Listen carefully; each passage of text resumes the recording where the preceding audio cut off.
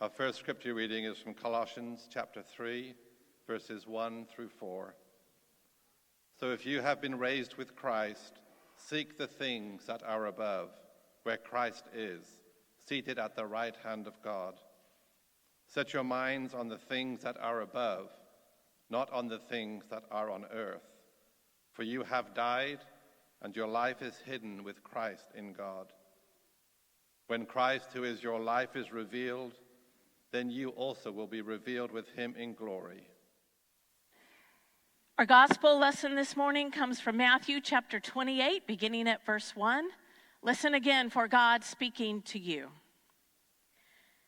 After the Sabbath, the first day of the week was dawning. Mary Magdalene and the other Mary went to see the tomb. And suddenly there was a great earthquake, for an angel of the Lord descending from heaven came and rolled back the stone and sat on it. His appearance was like lightning and his clothing white as snow.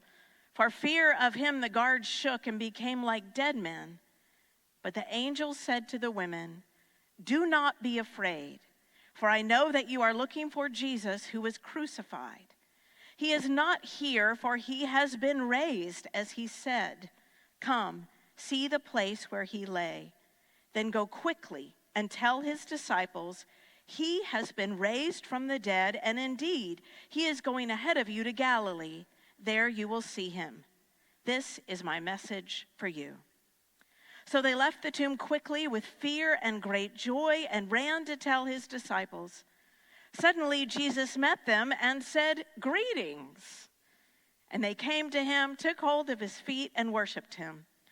Then Jesus said to them, "Do not be afraid. Go and tell my brothers and sisters to go to Galilee. There they will see me." This is the word of the Lord. Thanks be to God. Well, Easter Sunday is here again. It's my favorite Christian holiday for obvious reasons. We have grand music, high attendance, dress well for worship, and celebrate joyfully. We use beloved traditions to mark the occasion: egg hunts, Easter brunch, gathering with family, the beautiful flower cross, our favorite resurrection songs. Next Sunday, we go back to normal. Regular schedule, not as many treats, less fancy clothes, just our normal excellent musical offerings, liturgies, and sermons, and Sunday school with fantastic teachers. Going back to normal is necessary and good, because what makes a day special is the added special things. Unfortunately, we also go back to living like it just didn't happen. Even though we claim to believe in the resurrection, we function as if Jesus is not alive and working all the time, as if God isn't able to do the impossible, as if Jesus is not with us every single ordinary day. It's like we found out we won the lottery, but the winning ticket stays in the drawer, the jackpot unclaimed, and we keep pinching pennies. One reason I do this is that I came to think of the resurrection as something I believe and not something I do. Theologian Jürgen Moltmann wrote, "Believing in the resurrection does not just mean assenting to a dogma and noting an historical fact. It means participating in this creative act of God."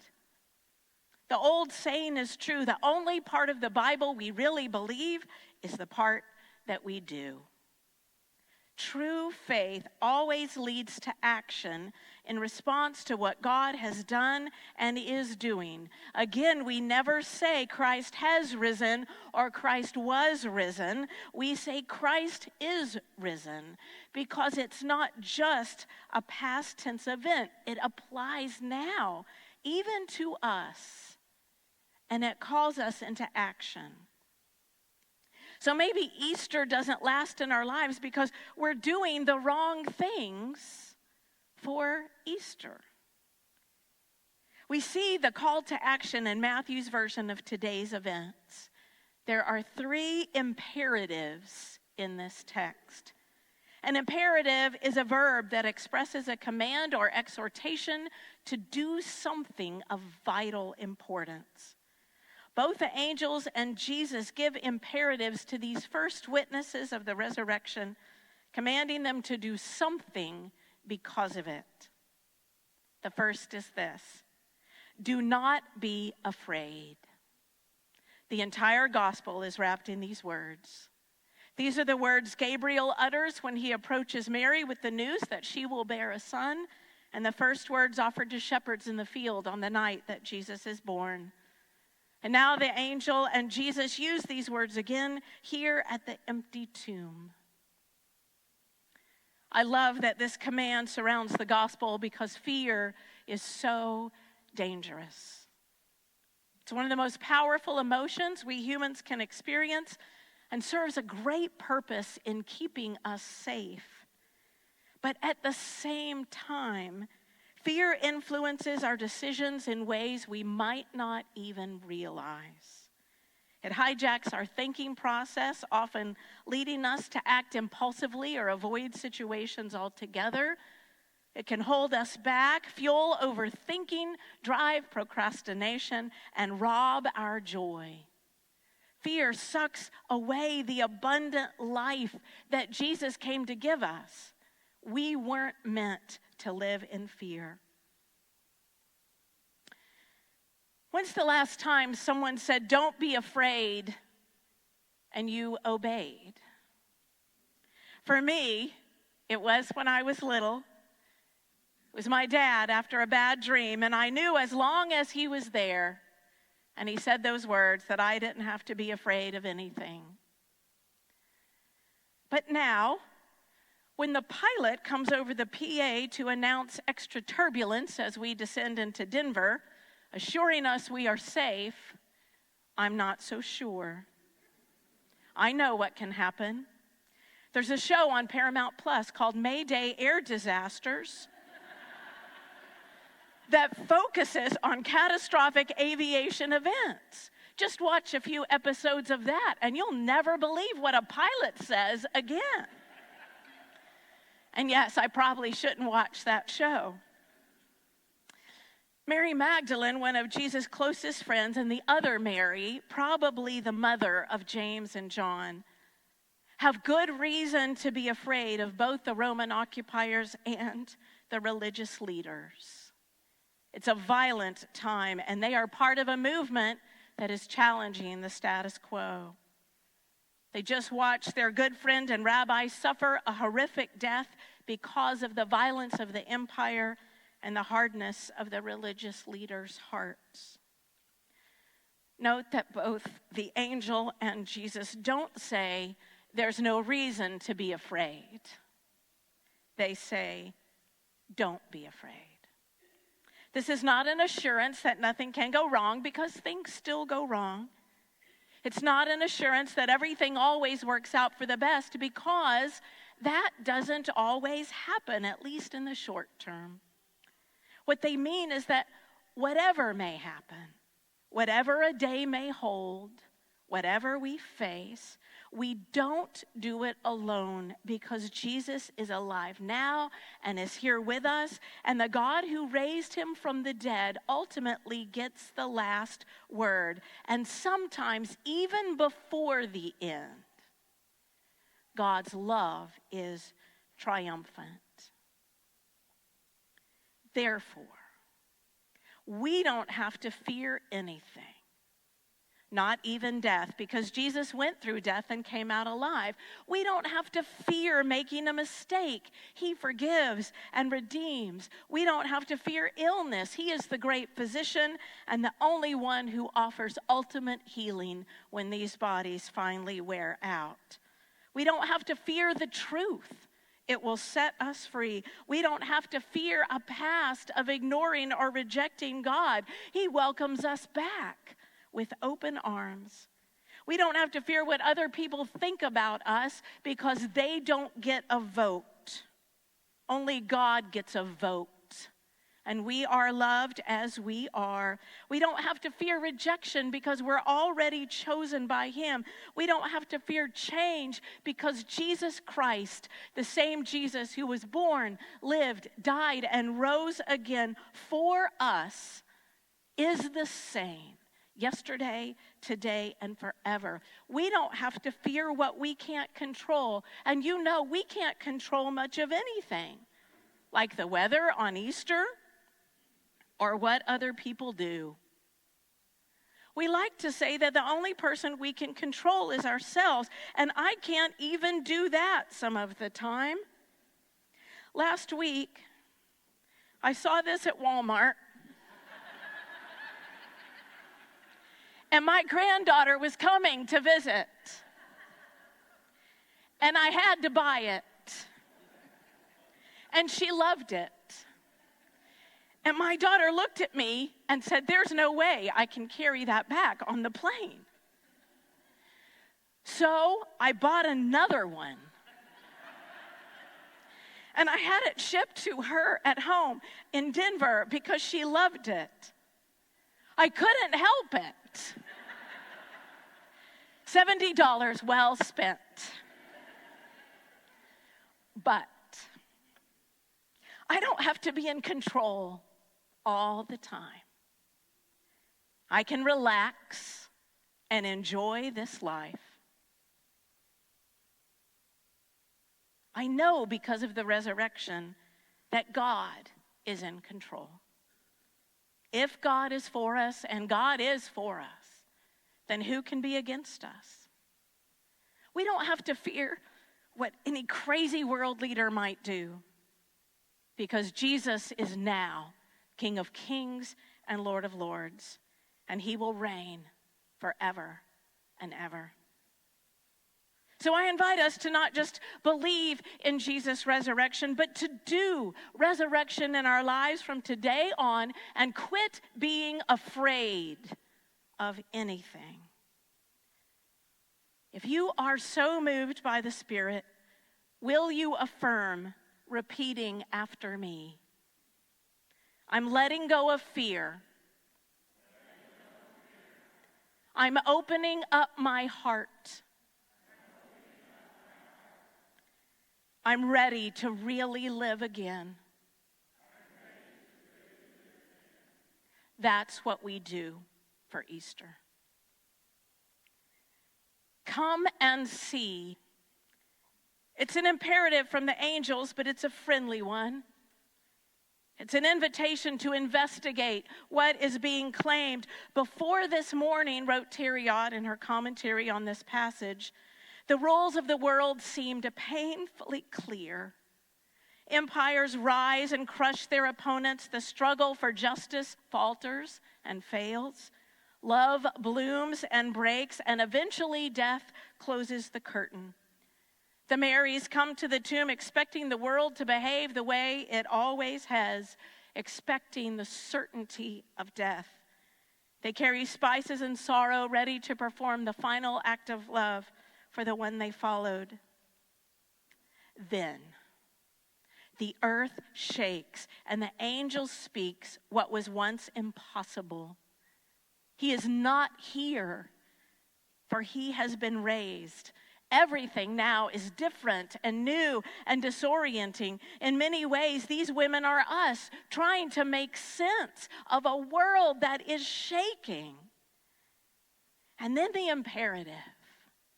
Come and see. Come and see the place where he lay. See what God is capable of and doing now. See the world with new eyes. See that Christ is victorious over powers that seemed invincible and bursting through walls that seemed impenetrable.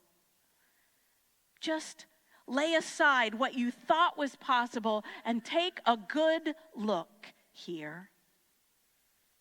The great 20th century preacher and chaplain of the Senate, Peter Marshall, wrote that the stone was rolled away from the door not to permit Christ to come out, but to enable the disciples to go in and see something absolutely amazing and beyond our wildest dreams.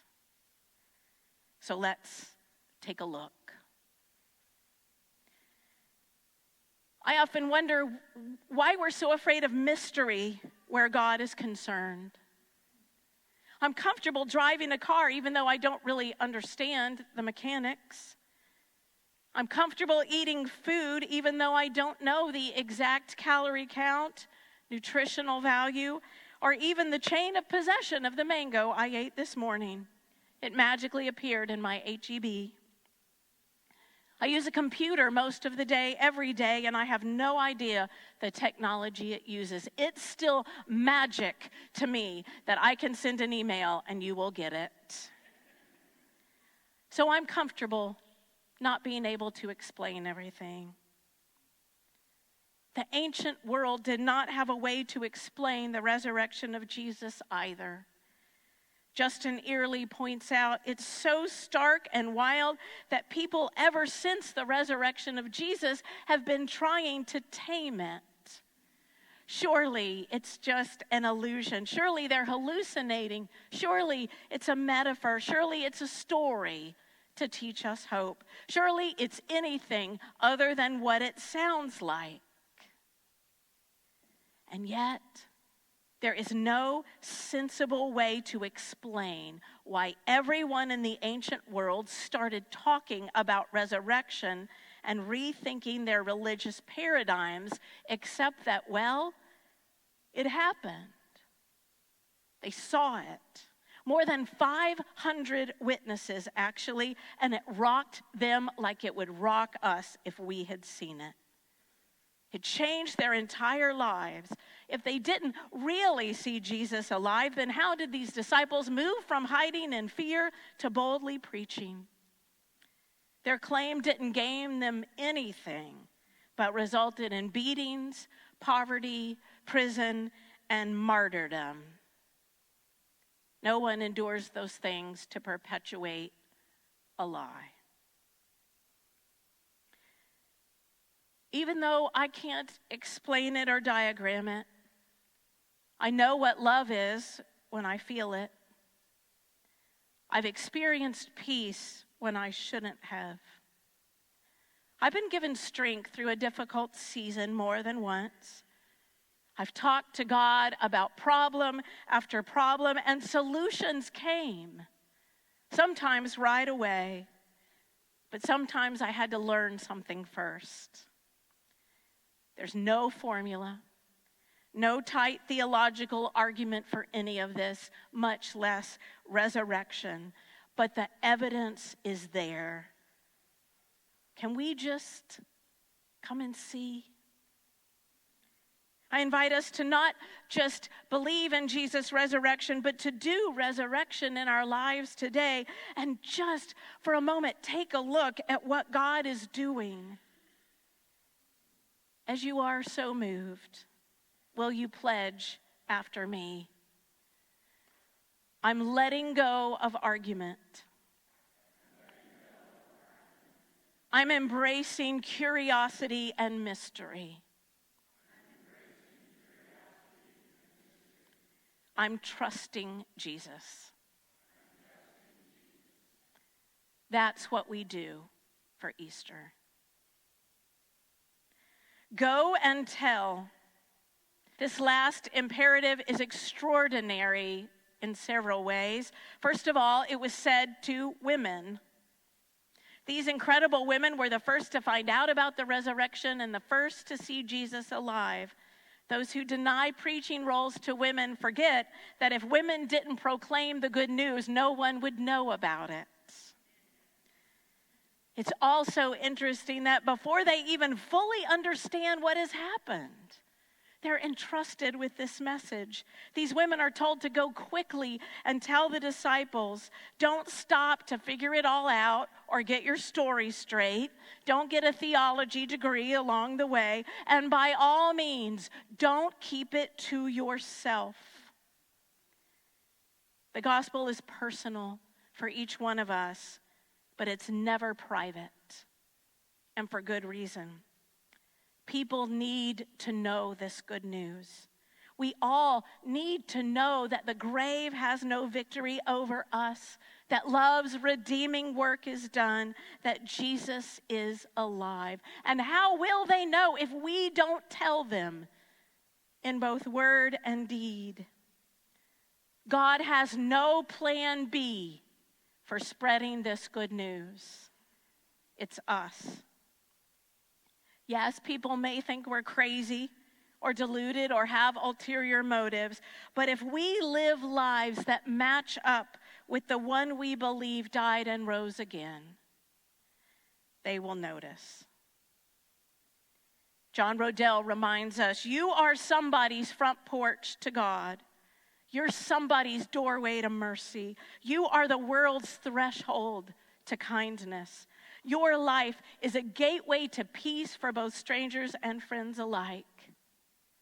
Oh, my brothers and sisters in Christ, Easter is not only the celebration we've waited for through these long weeks of Lent, it's also our commissioning. We must go and tell in word and deed that death doesn't have the final word. Go and tell that love is stronger than violence and death. Go and tell that God is still at work in our world. So I invite us to not just believe in the resurrection, but do resurrection in our lives from today on and share with others what God is doing in our lives. As you are so moved, will you pledge after me? I'm letting go of what other people think. I will share this good news. I'll be a witness to what I have seen and heard.